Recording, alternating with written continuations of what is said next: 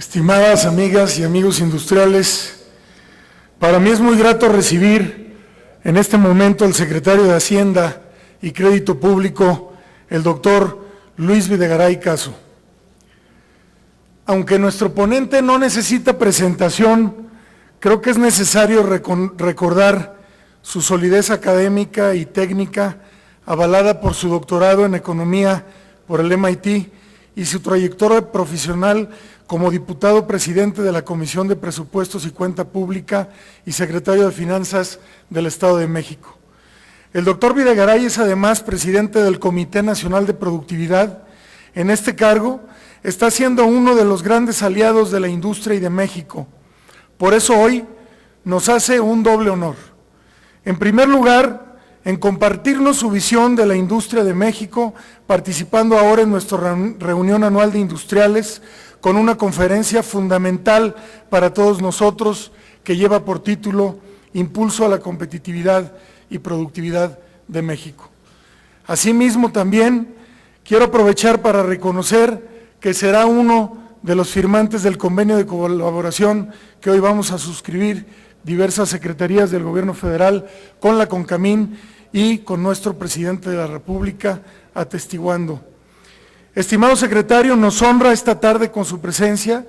Reciba desde este momento nuestro agradecimiento por sus gestiones a favor de la competitividad y productividad. Amigos industriales, recibamos con un fuerte aplauso al doctor Luis Videgaray Caso.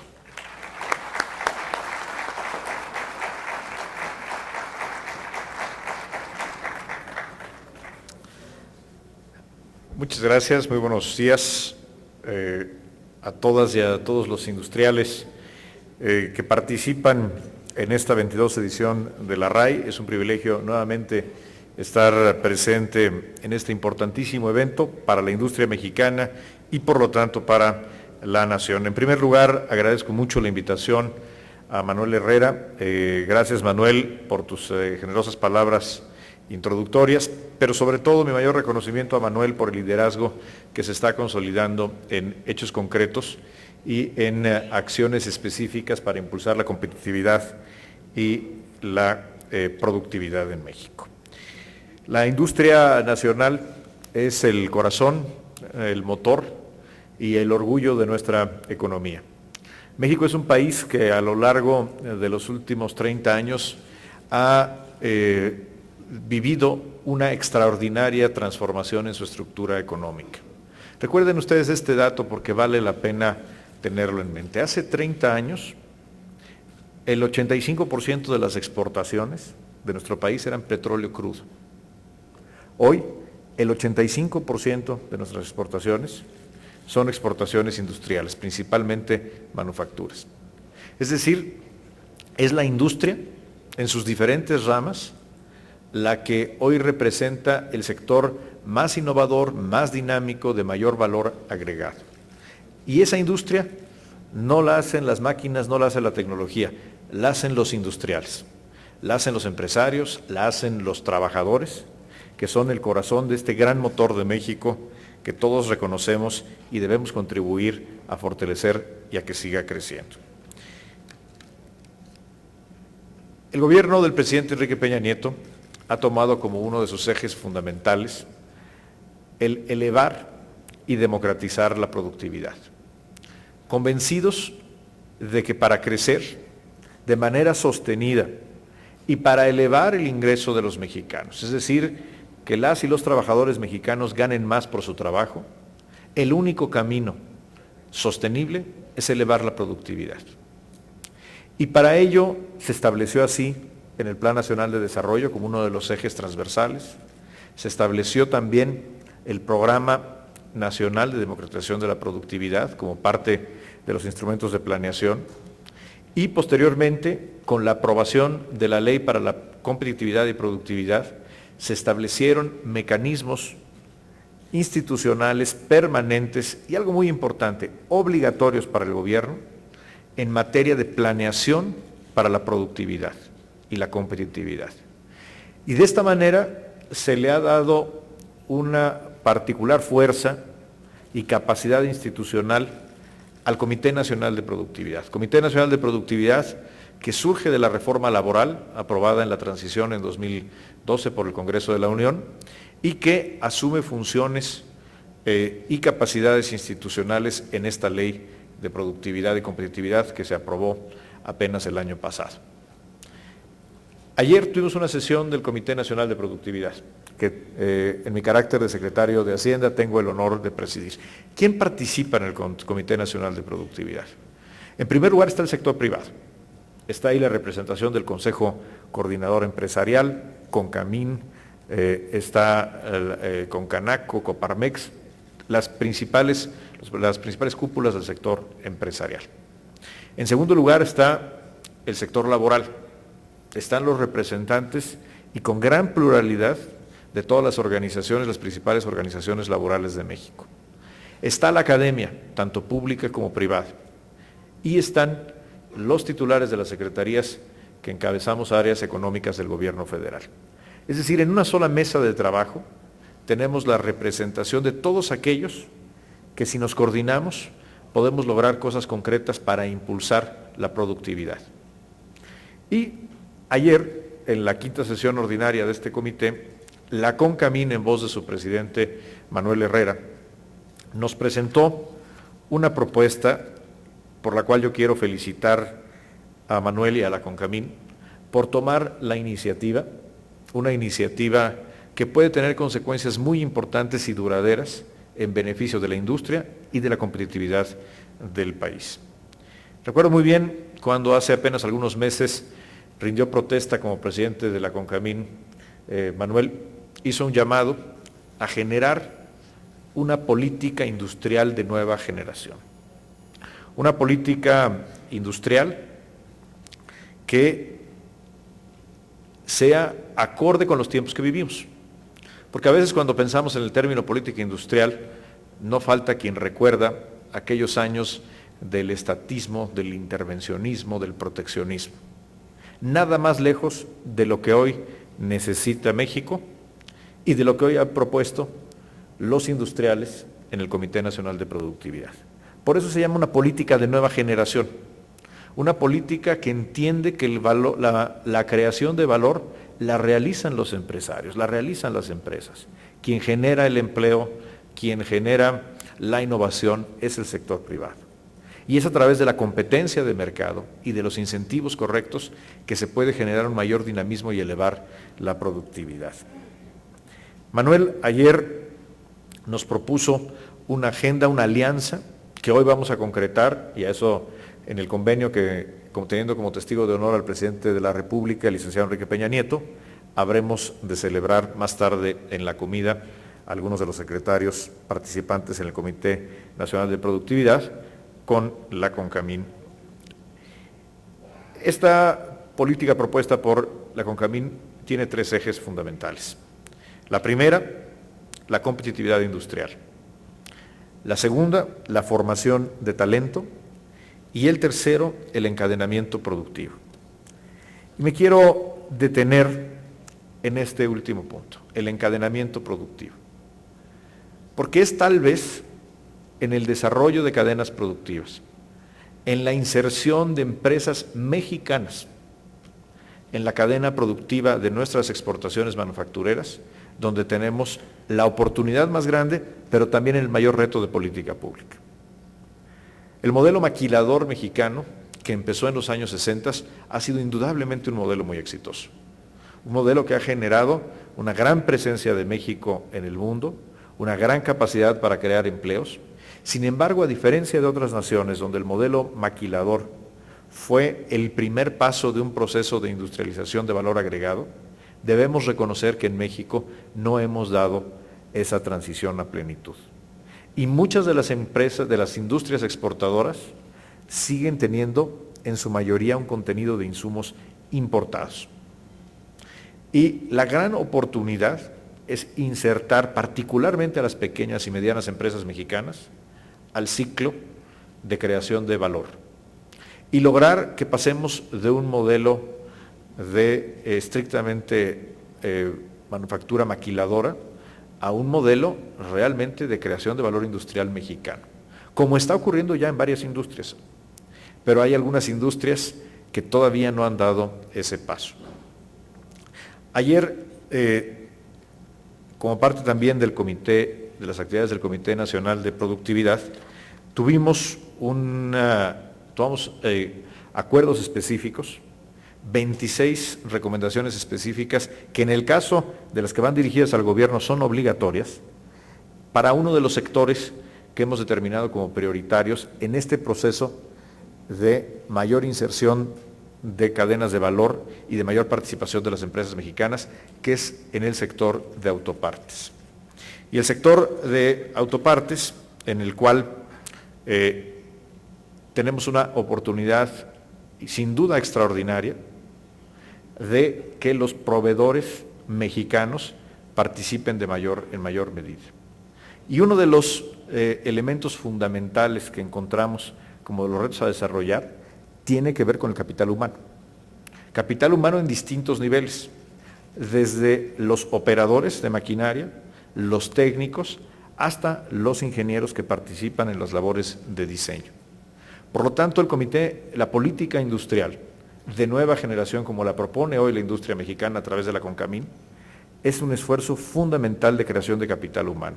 De ahí la importancia de la participación, por supuesto, de la Secretaría de Educación Pública, del CONACYT y de las distintas instituciones superiores de educación en México, públicas y privadas, incluyendo, por cierto, al CONALEP, que es parte de este Comité Nacional de Productividad. Estamos trabajando en el desarrollo de política de fomento económico, de política industrial de nueva generación, fundamentalmente en tres tipos de sectores. Primero, sectores como el automotriz, que hoy ya son muy competitivos y que sin embargo todavía no realizan su verdadero potencial en cuanto a creación de empleos y participación de las empresas mexicanas en la proveeduría. Segundo, tenemos sectores de amplia creación de empleos, sin embargo es en los cuales se ha rezagado más la productividad. Por ejemplo, el sector de comercio al menudeo, que es el principal empleador de nuestro país, donde los indicadores de productividad se han mantenido estancados en los últimos 20 años. O es el caso también de muchos de los servicios de turismo o de gastronomía. Y el tercer bloque de sectores en los que estamos trabajando es aquellos que, gracias a las reformas estructurales impulsadas por el presidente de la República y aprobadas por el Congreso de la Unión, representan hoy una oportunidad especial de crecimiento para nuestra economía, y ahí el caso más emblemático es, por supuesto, el sector energético. Una parte fundamental de la política industrial, de una política económica moderna y que le compete al Estado mexicano, es la certidumbre jurídica. Es generar condiciones de competencia, de respeto a los derechos de propiedad que sean justas y apegadas a la ley. Y aquí quiero hacer un reconocimiento muy amplio a la CONCAMIN y a otras representaciones del sector privado por lo que hemos logrado a partir del trabajo de la Mesa de Combate a la Ilegalidad, donde, a diferencia de lo que venía ocurriendo en las últimas décadas, hemos podido, trabajando juntos, cada quien ejerciendo la responsabilidad que le corresponde, lograr avances muy importantes en esta materia. Y permítanme ilustrarlo con algunas de las acciones que se han venido tomando. El primer ejemplo que quiero compartir con ustedes es lo que ha ocurrido en el sector automotriz, específicamente en la importación de autos usados. ¿Qué nos ocurrió en México en los últimos años? A partir de algunas suspensiones otorgadas por el Poder Judicial, que a veces nos referimos a ellas como amparos, a partir de 1999 empezaron a entrar una cantidad muy importante de vehículos usados a México, que no solamente representan una competencia desleal para la industria, sino que representan un riesgo para la seguridad, para el medio ambiente e incluso para nuestras calles y carreteras, vehículos que no tienen las condiciones para estar circulando en México. A partir del año pasado, y con la participación de los industriales mexicanos y particularmente de la industria automotriz, se han tomado medidas para evitar la internación al territorio nacional de estos tipos de vehículos. Los resultados son dignos de destacarse. Al cuarto bimestre de 2015 tenemos una reducción del 93% en la internación de vehículos con estas condiciones al país. Y ya en este quinto bimestre del año no hemos tenido un solo vehículo que entre al país, un solo vehículo usado, que entre utilizando las suspensiones definitivas o los amparos. ¿Qué resultados hemos tenido al respecto? ¿Y por qué es de destacarse la importancia de medidas como estas? ¿Qué cosas hicimos en concretos para evitar la importación? Desde cosas tan simples como reducir los horarios de atención para la importación de vehículos en las aduanas, como exigir la documentación que debe emitir el gobierno de los Estados Unidos o los gobiernos de los estados de los Estados Unidos para la circulación de los vehículos. Gracias a estas medidas que tomamos en aduanas, hoy tenemos el mejor año de crecimiento en las ventas de vehículos en el mercado doméstico. Tan solo entre enero y octubre las ventas de vehículos alcanzaron ya más de 1.064.000 unidades. Y esto es un resultado concreto de la aplicación de un principio muy simple: aplicar la legalidad. En México creemos en el comercio libre. Somos uno de los países más integrados a la globalidad. Pero libre comercio no significa un comercio sin reglas y sin leyes. Por eso mismo, paso al segundo ejemplo, que es las acciones que tomamos también en conjunto con ustedes en la industria textil, donde en los últimos años se perdieron en México miles de empleos y de unidades económicas producto del contrabando técnico o la internación al país de mercancía subvaluada. Y esto, otra vez, no se trataba de un reclamo por parte de la industria, en este caso la industria textil, de un reclamo por mayor protección comercial o de retirar nuestra apertura en el Tratado de Libre Comercio o en otros instrumentos de inserción en la globalidad. Se trataba simplemente de cumplir lo que marca la ley. Por lo tanto, iniciamos una serie de medidas, incluyendo el restablecimiento de los precios mínimos o precios de garantía, que hoy nos permiten compartir con ustedes que en octubre de 2015, comparado con octubre de 2014, la internación al país de mercancía subvaluada ha disminuido en 88%.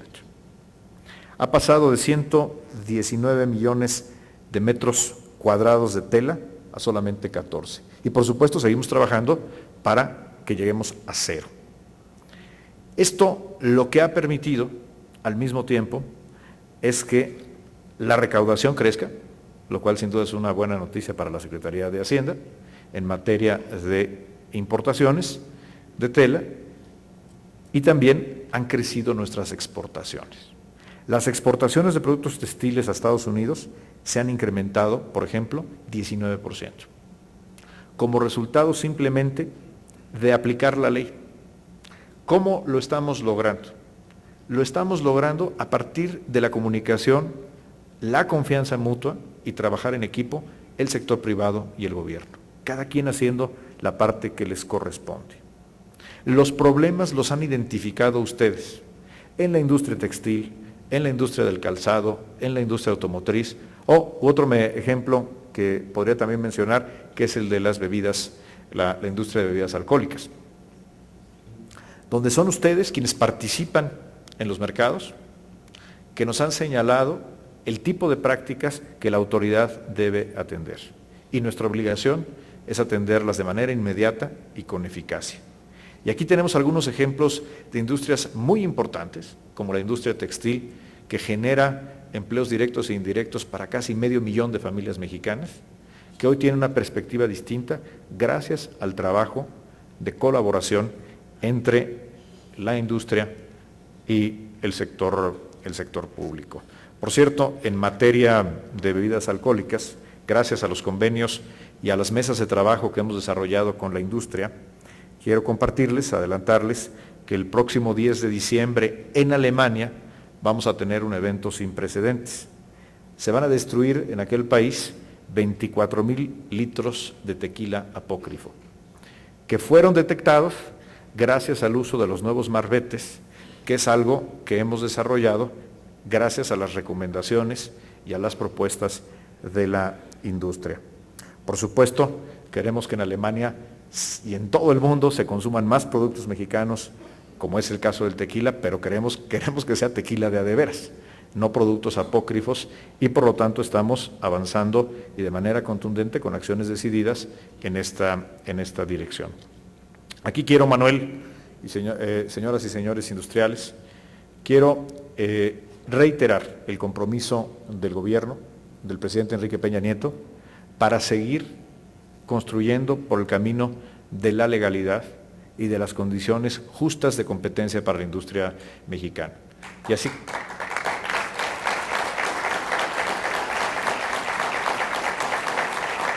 Y así como hemos tenido avances muy importantes en la industria textil, en la industria del calzado también, a partir de recomendaciones particularmente de los industriales de León, Guanajuato, en la industria de bebidas alcohólicas y en las que hoy hemos tomado medidas concretas, estamos, y aquí lo reitero, en la absoluta disposición y con la convicción de seguir trabajando en todos aquellos sectores de nuestra economía donde trabajando juntos podemos lograr condiciones de justicia y de legalidad para el desarrollo y crecimiento de las empresas mexicanas. México hoy enfrenta un panorama global en materia económica complejo. Lo comentamos reiteradamente, el precio del petróleo ha caído, las tasas de interés en Estados Unidos están próximas a incrementarse, el crecimiento del mundo es menor al que se esperaba y esto genera un entorno complejo de incertidumbre para todas las naciones emergentes, particularmente la disponibilidad de capitales hacia los países emergentes o en desarrollo, como es el caso de México, se ha visto limitada en los últimos meses y estas condiciones van a continuar. Sin embargo, hoy en este contexto, México es un país que está creciendo y está creciendo con estabilidad. Tenemos la inflación más baja que de la que tengamos registro. La creación de empleo formal supera el crecimiento económico. El crecimiento apenas anunciado la semana pasada, hoy hace 8 días, por el INEGI, es mejor de lo que se esperaba, sostenido principalmente por el crecimiento del mercado interno. Ahí están las ventas de automóviles, ahí están las ventas de electrodomésticos, de las tiendas de autoservicio departamentales, que nos muestran que aún en este entorno adverso, México sigue creciendo y México sigue compitiendo en el mundo con gran eficacia. Somos un país que cree en la estabilidad como una condición necesaria para crecer. Por eso vamos a seguir protegiendo la estabilidad. Y eso incluye una política fiscal, una política en materia de finanzas públicas responsable, que para este año ha implicado la reducción del déficit público, no a través del incremento en los impuestos, sino una reducción del gasto del gobierno. Vamos a seguir abonando a la estabilidad y vamos a seguir en la implementación oportuna, exhaustiva de las reformas estructurales para que éstas se traduzcan en beneficios concretos para la gente y en mayor competitividad y productividad de las empresas mexicanas. Y vamos a seguir siendo uno de los países más activos en cuanto a la integración de los mercados globales.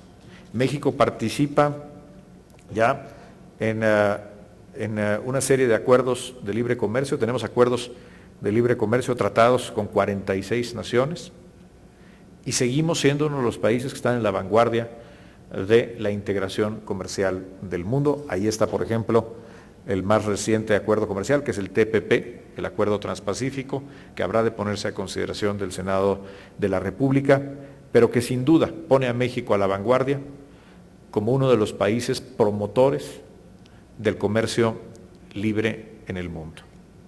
Y México lo hace y nos abrimos al mundo con una gran convicción, con una gran convicción de que nuestras empresas, de que nuestros industriales tienen la capacidad de competir y ganar en los mercados globales, como lo están haciendo ustedes todos los días. Las empresas mexicanas, la industria mexicana hoy es motivo de orgullo y hoy es motivo de gran aliento, y cuando pensamos qué es lo que va a transformar a México, qué es lo que hoy ya está cambiando a México, sin duda uno de los pilares fundamentales, uno de los corazones de las columnas vertebrales del cambio y del desarrollo en México es la industria y son los industriales. Yo les felicito por la realización de esta reunión anual, en la que me honra mucho participar. Felicito a la CONCAMIN y particularmente a Manuel por las propuestas concretas que sin duda van a dar resultados específicos en favor de la industria, pero sobre todo los felicito por lo que hacen todos los días, por crear empleo, por crear competitividad y por crear desarrollo para México. Muchas gracias.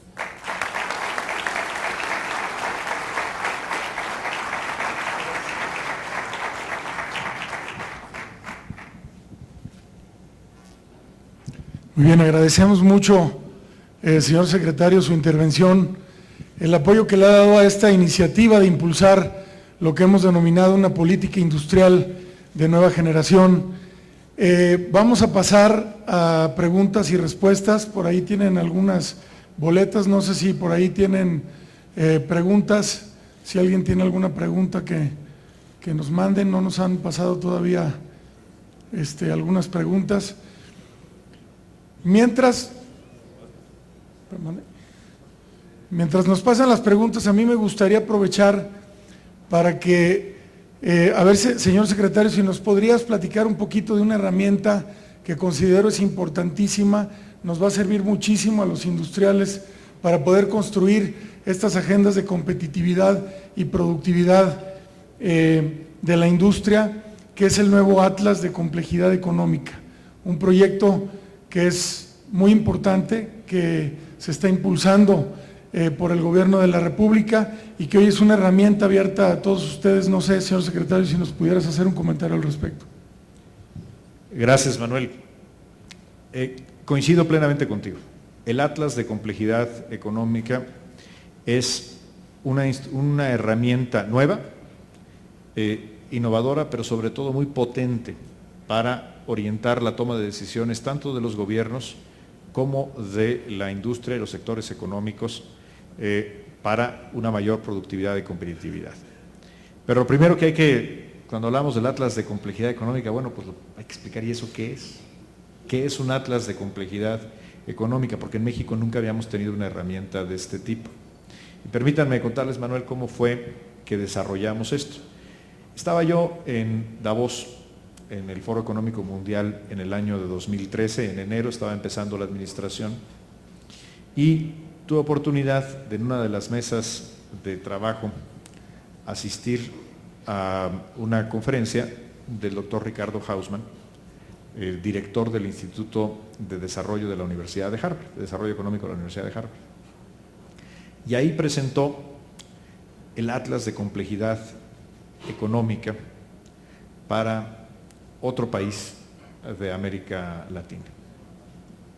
Y me pareció una herramienta francamente interesante, porque lo que hace el Atlas de Complejidad Económica es establecer, a partir de un análisis de la actividad económica que existe hoy en una localidad, en un municipio o incluso en una colonia, establecer cuáles son las industrias o los sectores de actividad económica que tienen potencial para desarrollarse. Por ejemplo, en una entidad en un municipio donde ya se desarrolla la industria automotriz y que se tienen las capacidades humanas, infraestructura, puede desarrollarse una industria que tiene algunas características comunes, aunque mayor complejidad, como puede ser la industria aeroespacial. O donde hay industria textil, puede desarrollarse industria del calzado, etc. Pero este es un análisis que se realiza municipio por municipio. Entonces, estábamos en el inicio del gobierno y con sobre todo una gran curiosidad, nos acercamos con el profesor Hausmann, dijimos, bueno, ¿qué podríamos hacer para desarrollar esta herramienta para todo México? Y dice, bueno, pues lo que nos tienen que dar es acceso esencialmente a las bases de datos del pago de impuestos y la seguridad social. Y con eso podemos nosotros establecer un trabajo muy detallado, es un trabajo de lo que ahora la tecnología informática conoce como Big Data, o sea, es un manejo de una gran cantidad de datos para generar análisis con recomendaciones concretas. Y después de un análisis jurídico que por supuesto al gobierno mexicano le tomó más tiempo del que hubiéramos querido, llegamos a la conclusión de siempre y cuando no reveláramos los nombres de los contribuyentes o de los trabajadores, sino solamente parámetros, podíamos compartir esta información. Así es que, salvado los elementos jurídicos y de secreto fiscal, lo compartimos con la Universidad de Harvard. Quiero destacar que aquí la participación del CIDE fue sumamente importante y durante 2 años el equipo de la Universidad de Harvard, el equipo del CIDE, con equipos del SAT y del IMSS, desarrollaron este Atlas de Complejidad Económica que acabamos de presentar apenas hace algunos días. Es una herramienta que vale la pena conocer, porque es una herramienta que a veces da resultados contraintuitivos y que orienta muy bien, por ejemplo, el trabajo de los gobiernos estatales, que a veces todos los gobiernos estatales quisieran tener el próximo Silicon Valley en la capital de su estado. Sin embargo, a lo mejor en algún estado lo que hace sentido es fomentar la industria, por ejemplo, del plástico, y no necesariamente la industria informática. O se está pensando en la cadena textil cuando hay una mejor oportunidad en la electrónica o en la metalmecánica. Y las recomendaciones pueden ser sumamente detalladas. Yo quisiera aprovechar tu comentario, Manuel, para invitar a los industriales de México, y por supuesto nos ponemos a sus órdenes, para presentarles esta herramienta. Porque además es una herramienta que es pública, son datos abiertos, es una herramienta para uso, para que esté disponible para todos los sectores de nuestra economía y que creo que puede orientar de una manera diferente, mucho más eficiente, mucho más inteligente los esfuerzos de fomento económico y política industrial de nueva generación. Gracias, secretario. Como comentábamos ayer, nosotros estamos impulsando en 2 grandes vías las agendas de competitividad industrial, y básicamente es con la visión de cadena productiva y también con la visión de las regiones, que es precisamente identificar la vocación de cada región. Y bueno, sin duda que el Atlas de Complejidad Económica es una gran herramienta. Pregunta si nos puede platicar, señor secretario, sobre las zonas económicas especiales y cuál es el papel que juega la industria y el gobierno para impulsar estas zonas. Gracias, Manuel.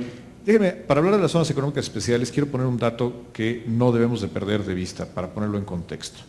A partir de la firma del Tratado de Libre Comercio de América del Norte, el desarrollo de las regiones que podríamos llamar el corredor NAFTA, desde el Valle de México, el Bajío y por supuesto la frontera norte, ha tenido un desarrollo, una creación de riqueza francamente notable. El Producto Interno Bruto por habitante de esta región, del corredor NAFTA mexicano, ha crecido más de 40% en términos reales, desde la firma del Tratado de Libre Comercio. Es una historia notable de creación de prosperidad. Esto no quiere decir que todos los problemas económicos se hayan resuelto en el norte y en el centro de México, por supuesto que no, pero hay un cambio notable a cómo éramos hace 20 años. Y ustedes y sus empresas son los protagonistas de este cambio. Sin embargo, y aquí es donde viene el punto relevante, ¿qué ha pasado en estos mismos 20 años de integración a América del Norte y al resto del mundo en el sur del país? ¿Qué le ha pasado al Producto Interno Bruto por habitante en estados como Chiapas, Oaxaca o Guerrero? Pues lo que ha pasado es que no ha pasado realmente nada. El Producto Interno Bruto en estas regiones del país sigue siendo prácticamente la misma, con un crecimiento muy marginal. Esto quiere decir que tenemos una historia económica reciente en las últimas 2 décadas de 2 Méxicos.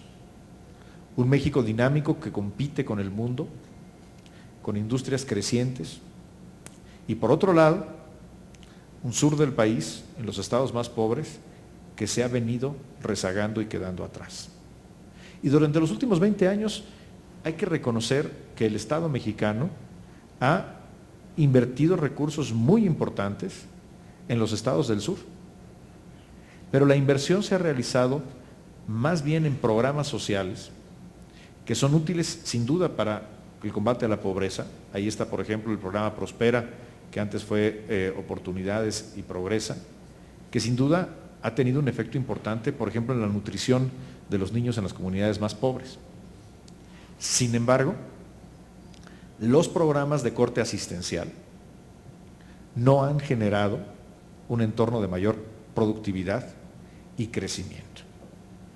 Necesitamos un enfoque de política económica para el sur que no esté basada en el asistencialismo, sino que esté basada en la política industrial. No hay ninguna razón para a priori descartar el que el sur pueda integrarse a la globalidad y a la competitividad industrial. Sin embargo, lo que es un hecho es que si seguimos haciendo lo mismo, es muy poco probable que tengamos resultados distintos. Por eso el presidente de la República ha propuesto al Congreso de la Unión una nueva herramienta de política pública. Una herramienta que se utiliza con éxito en muchos países en el mundo, que son las zonas económicas especiales. Una zona económica especial es un perímetro delimitado en el cual se otorgan condiciones, como su nombre lo indica, especiales para el establecimiento de industria. Y se establece también una zona de influencia que tendrá que desarrollarse acorde con las necesidades del desarrollo industrial. Las zonas económicas especiales requieren de 3 elementos fundamentales que son, en primer lugar, incentivos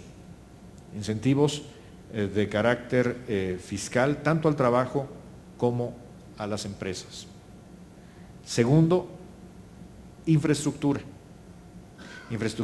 que implica no solamente caminos y carreteras, sino también acceso a la banda ancha, acceso al gas natural. Y tercero, que existan las condiciones de comunidad para poder generar desarrollo industrial. Es decir, tienen que ser lugares donde se desarrolle no solamente vivienda y escuelas, sino los servicios que hagan atractivo para los trabajadores, para los técnicos, para los ingenieros, trabajar en esas regiones. Esto es algo que hemos analizado durante más de un año, con el apoyo del Banco Mundial y otras consultorías del sector privado, estudiando cuáles son las características exitosas de las zonas económicas en el resto del mundo, dónde han funcionado mejor. Y encontramos que siempre la respuesta es: tiene que ser un concepto integral. No basta con construir una carretera o no basta con otorgar incentivos fiscales. Tienen que reunirse todos los elementos para que la zona económica especial funcione. Por eso se ha propuesto una ley que hoy ya está en discusión en la Cámara de Diputados, específicamente en la Comisión de Economía, donde se propone dotar al Estado mexicano de la capacidad para generar estos perímetros de zonas económicas especiales que cumplan con todas estas características. Junto con la propuesta de ley al Congreso de la Unión, se ha ya hecho público las primeras 3 localidades o perímetros donde se proponen zonas económicas especiales, que son en los estados de Guerrero y Michoacán, en torno al puerto de Lázaro Cárdenas, en el estado de Chiapas, en Puerto Chiapas, y tal vez la más prometedora por escala y por posición geográfica es el corredor del Istmo de Tehuantepec. Un proyecto que desde hace más de 100 años se ha venido discutiendo en México y que no es simplemente un proyecto de transporte, sino que debe de ser un proyecto que enlace a Salina Cruz con Coatzacoalcos, con una lógica de creación de valor y de crear un corredor logístico e industrial sumamente eficiente. No se trata de competir con el corredor transísmico, con el canal de Panamá. Se trata de generar una nueva zona industrial que tenga las ventajas logísticas de tener un acceso prácticamente inmediato al Golfo y al Pacífico. Hoy, en este momento, la palabra está en manos del Congreso de la Unión. Estamos trabajando muy de cerca con las y los legisladores y confiamos en que pronto tendremos la capacidad jurídica para echar adelante este instrumento. No le tocará a la administración del presidente Enrique Peña Nieto cosechar los beneficios de esta política industrial de nueva generación para el sur del país, que son las zonas económicas especiales, pero sí sentar las bases de lo que debe ser una apuesta distinta para el sur, una apuesta que no está basada en el asistencialismo, una apuesta que no está basada solamente en la contención política, sino en la convicción de que el sur también puede competir y también puede ser una región industrial que se inserta con éxito en la globalidad. Muchas gracias. De la Cámara Nacional de Transporte Marítimo, ¿cómo se puede apoyar más a la Proveeduría Nacional que opera para Petróleos Mexicanos?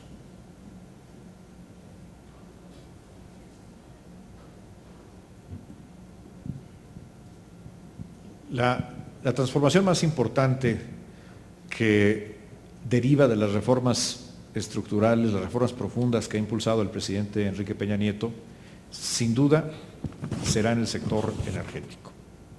Y el sector energético ha cambiado de manera radical en apenas 2 años un modelo que teníamos en México desde hace más de 60 años.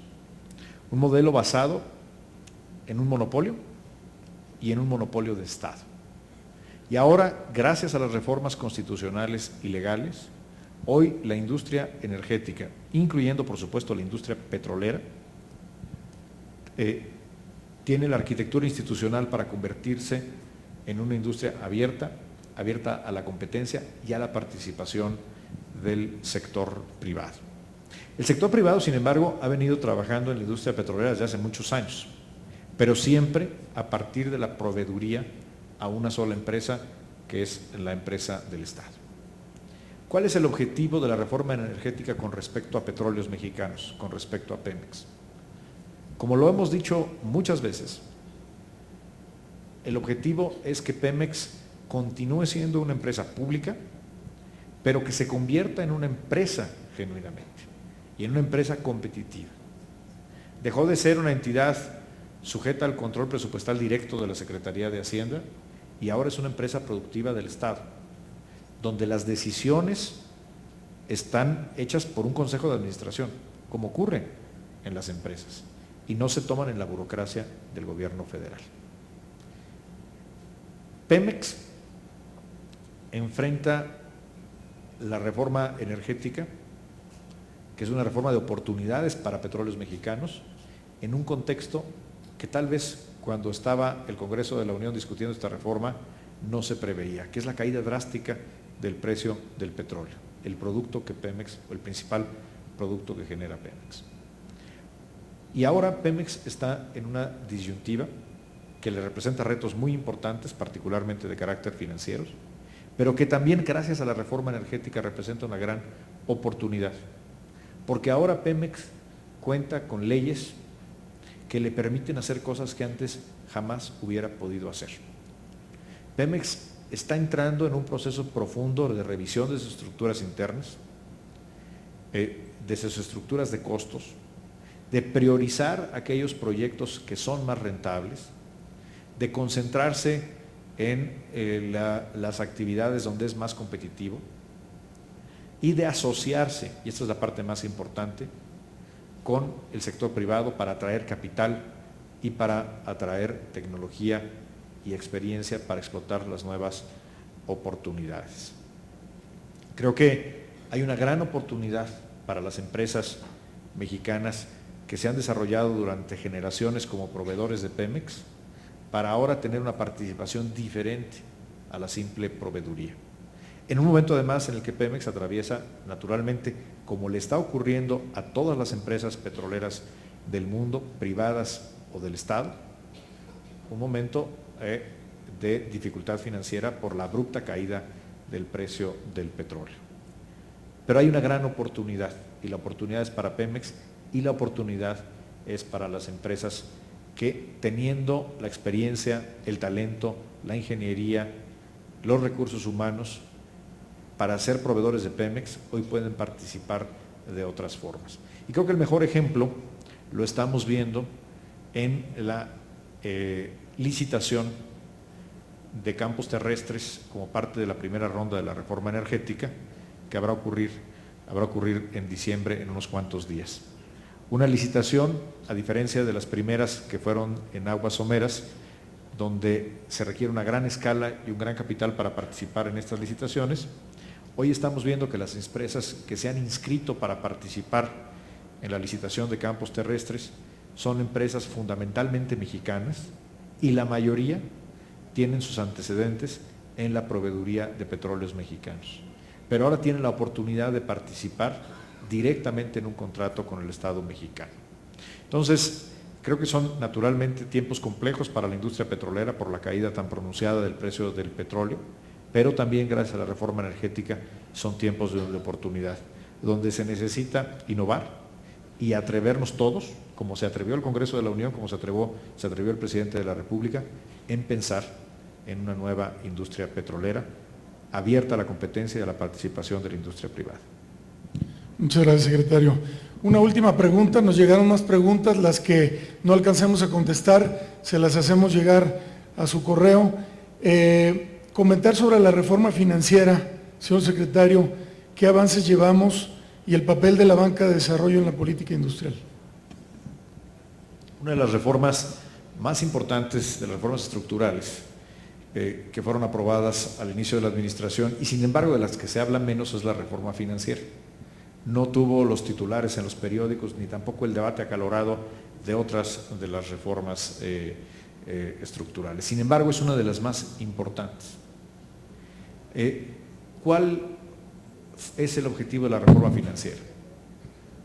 Es muy simple, que en México haya más crédito y que sea más barato, particularmente para las familias y para las empresas, especialmente para las pequeñas y medianas empresas.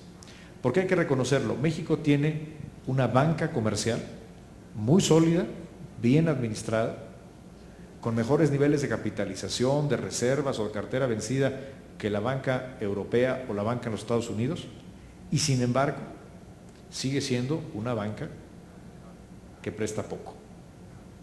Un dato muy importante, al inicio de la administración, a finales de 2012, el crédito otorgado por la banca comercial al sector privado apenas alcanzaba el 25.5% del Producto Interno Bruto. Para ponerlo en referencia, esto es la mitad del promedio en América Latina. Entonces, uno de los objetivos de las reformas es tenemos que lograr que haya más crédito y que sea más barato, incrementando la participación tanto de la banca comercial como de la banca de desarrollo. La reforma financiera incluyó cambios a 34 leyes, es una reforma profunda que revisó el marco institucional completo de la actividad de crédito en México, también de las actividades de ahorro, y hoy empezamos a ver algunos resultados alentadores. Ya la penetración del crédito a año y medio de distancia de la aprobación de la reforma financiera ya es superior al 30%, es decir, avanzamos del 25 al 30% en lo que va de la administración, y sigue creciendo a tasas incluso de 2 dígitos. El financiamiento de la banca al sector privado está creciendo de manera importante, más del 10% en términos reales, y algo muy importante, están disminuyendo las tasas de interés. Por ejemplo, en créditos personales, la reducción promedio en lo que va de la administración es de 8 puntos porcentuales y medio en los créditos personales. Una de las razones por las cuales el consumo está creciendo tiene que ver con una mayor disponibilidad de crédito. La banca ha regresado, por ejemplo, al sector de la vivienda, que es un sector del cual prácticamente se había retirado y estuvo casi una década fuera. Era un segmento que lo cubrían fundamentalmente intermediarios no bancarios y que hoy está de regreso la banca en el crédito a la vivienda. Tenemos que seguir haciendo mucho más y la banca de desarrollo tiene que seguir haciendo más. La banca de desarrollo juega un papel muy importante no de competencia con la banca comercial, pero sí de hacer las cosas que no hace la banca comercial. Entre otras, desarrollar los mercados financieros. Un ejemplo que vale la pena destacar es el caso del Banco de Comercio Exterior. Hace un rato en mi presentación hablábamos de la inserción de México al mundo, de cómo México está abierto a la globalidad. Y sin embargo, durante años no tuvimos un Banco de Comercio Exterior, un Exim Bank. Estaba en periodo de extinción, no tenía director general. En tan solo el año de 2014, el crédito otorgado por Bancomext creció 40%. Y esto incluye sectores que van desde la industria turística, la industria automotriz, aeroespacial y el financiamiento de las importaciones y las exportaciones de las pequeñas y medianas empresas. México necesita una banca de fomento que complemente a la banca comercial. Y hoy, al ver el crecimiento que estamos teniendo en Nacional Financiera, en Bancomext y en las otras instituciones de banca de desarrollo, vemos claramente una tendencia alentadora. ¿Cuál es el reto con respecto a la banca comercial? Primero, a la banca de desarrollo, perdón. Que siga innovando, que siga respondiendo a las necesidades del cliente y que no actúe como una burocracia. Las empresas no tienen la obligación de adaptarse a la banca de desarrollo. La banca de desarrollo tiene que conocer las necesidades de la industria, de los clientes y adaptarse. Y esto implica que lo que funcionaba hace 3 años a lo mejor ya no funciona ahora, porque este es un mercado muy dinámico y estamos en un mundo muy cambiante.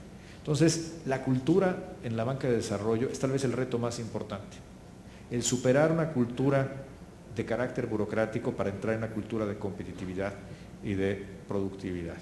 Y el otro reto, por supuesto, es seguir creciendo con indicadores sanos. Queremos una banca de desarrollo fuerte, que no solamente preste este año, sino que preste dentro de 5, dentro de 10 y dentro de 20. Y eso implica que tenemos que cuidar la calidad del balance, la capitalización y los indicadores financieros de la banca de desarrollo, y eso es lo que estamos haciendo. Muchas gracias, señor secretario. Pues como bien usted comentó al inicio de su intervención, nosotros estamos impulsando la competitividad de la productividad industrial, la innovación, el desarrollo del talento y el encadenamiento productivo.